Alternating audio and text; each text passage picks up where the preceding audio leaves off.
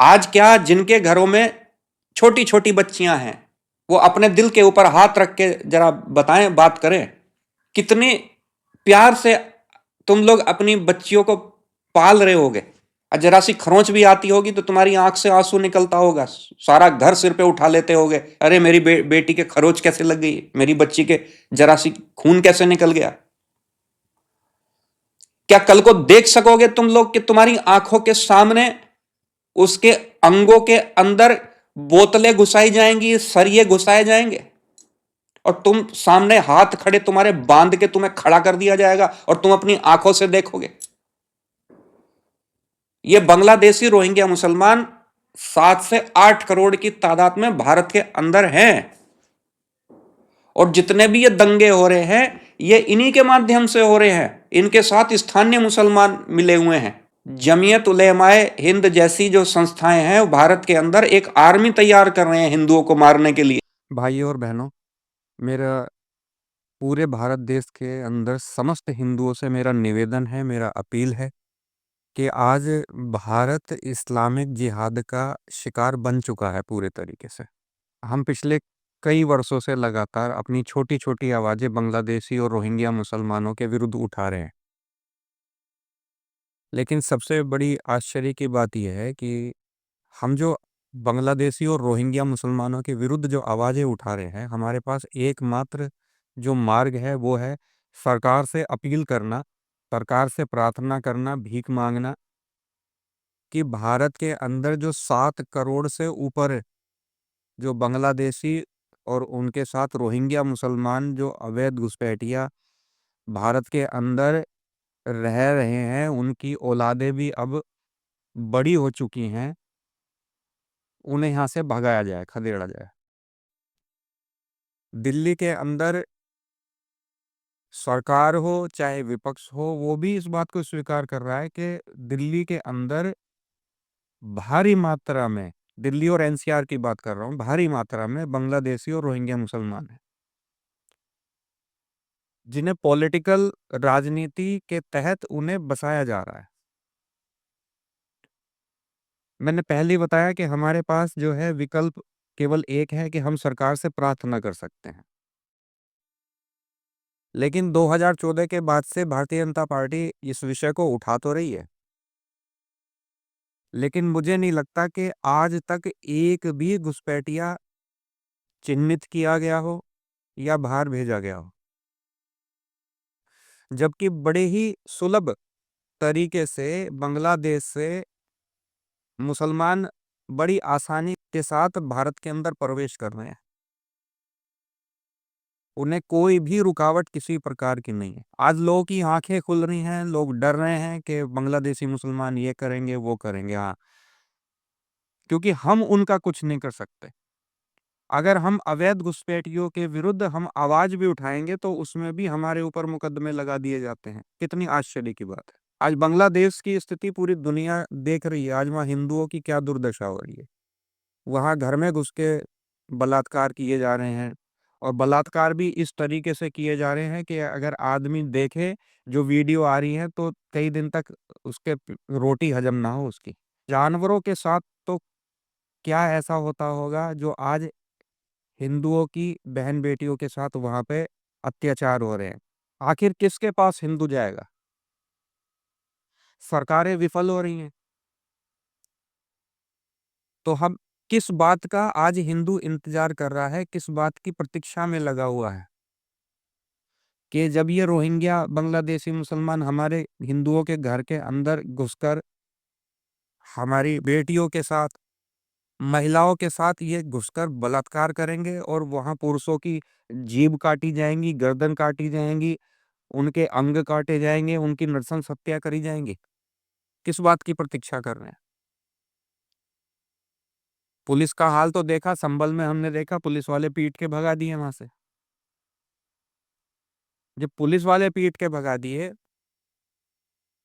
तो और किसका डर इनके दिमाग में है।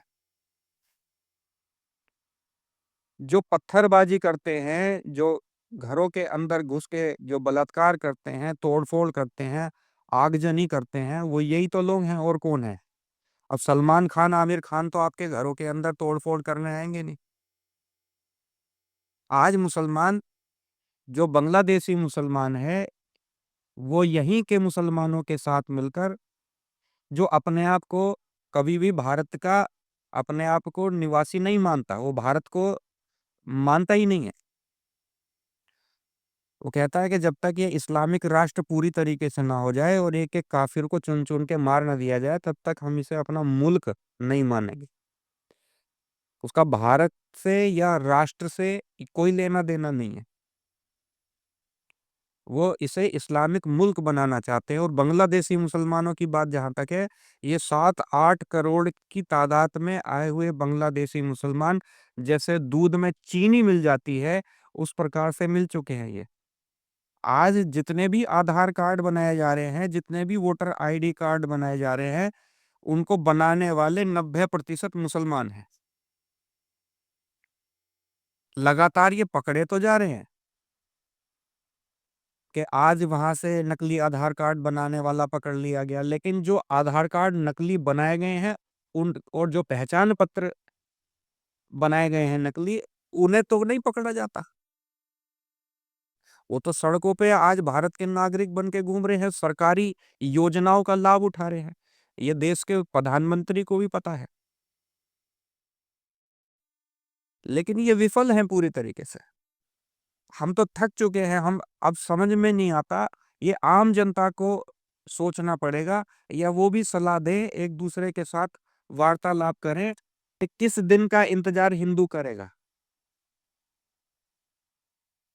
कल को भारतीय जनता पार्टी सत्ता से चली जाएगी, उसके बाद क्या होगा? कोई चीज़ स्थायी रूप से तो होती नहीं है। उसके बाद क्या होगा? उसके बाद हिंदुओं का क्या हर्ष होगा? वो तो भयानक है, दर्दनाक है। आज क्या, जिनके घरों में छोटी-छोटी बच्चियाँ हैं, वो अपने दिल के ऊपर हाथ रख के ज़रा बताएँ, बात करें, कितने प्यार से तुम लोग अपनी बच्चियों को पाल रहे होगे। ज़रा-सी खरोंच भी आती होगी तो तुम्हारी आँख से आँसू निकलता होगा। सारा घर सिर पे उठा लेते होगे। अरे! मेरी बेटी के खरोंच कैसे लग गई? मेरी बच्ची के ज़रा-सी खून कैसे निकल गया? क्या कल को देख सकोगे तुम लोग कि तुम्हारी आँखों के सामने उसके अंगों के अंदर बोतलें घुसाई जाएँगी, सरिये घुसाए जाएँगे, और तुम सामने हाथ खड़े तुम्हारे बाँध के तुम्हें खड़ा कर दिया जाएगा और तुम अपनी आँखों से देखोगे? ये बांग्लादेशी रोहिंग्या मुसलमान 7 से 8 करोड़ की तादाद में भारत के अंदर हैं, और जितने भी ये दंगे हो रहे हैं, ये इन्हीं के माध्यम से हो रहे हैं। इनके साथ स्थानीय मुसलमान मिले हुए हैं, जो इनको आगे कर रहे हैं।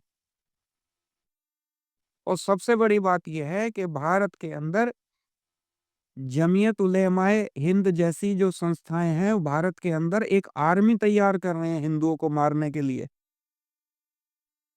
अभी हमने ये सुना है कि दिल्ली के अंदर ओवैसी ने, जो दिल्ली के मुख्य दंगों का मुख्य आरोपी है, उसको अपनी पार्टी से टिकट देके खड़ा किया है।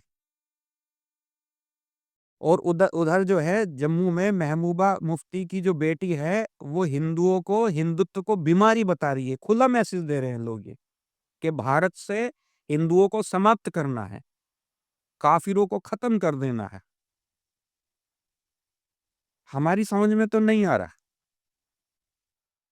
कि आखिर इन बांग्लादेशी मुसलमानों को कैसे भगाएं यहाँ से। ये निश्चित बात है कि कोई भी सरकार, चाहे भारतीय जनता पार्टी की सरकार हो, ये नहीं भगा पाएंगे, जहां तक हमारा आकलन है। अब ये हिंदुओं को विचार करना है कि इनको अपने देश के अंदर इन्हें स्वीकार करना है, या इन्हें पाल पोस कर बड़ा करना है, कि जिससे कल को ये हमारे घरों में घुस के हमारी संपत्ति, हमारी महिलाओं को, हमारी बेटियों को, इस सब को अपवित्र करे, सबकी संपत्तियां छीन ले, सबको नृशंस हत्याएं कर दे, या अपनी प्राण बचाने के लिए हिंदू को स्वयं ऐसा कोई सख्त कदम उठाना पड़ेगा जो इन बांग्लादेशियों को यहां से भगाया जाए। इसके अलावा अब कोई चारा नहीं दिखाया जाता। प्रशासन के पास जाते हैं, प्रशासन हिंदुओं को और धमका के भगा देता है। साफ साफ प्रशासन कहता है कि हम कोई भी कार्रवाई इनके ऊपर नहीं करेंगे, अगर तुमने भी कार्रवाई करी तो तुम्हारे ऊपर भी कठोर कार्रवाइयां होंगी, और होती हैं। झूठे मुकदमे लाद दिए जाते हैं।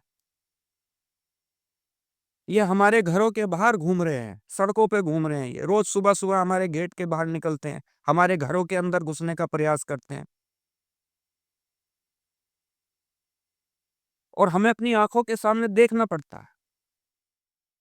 हिंदुओं के घरों की रेकी की जा रही है।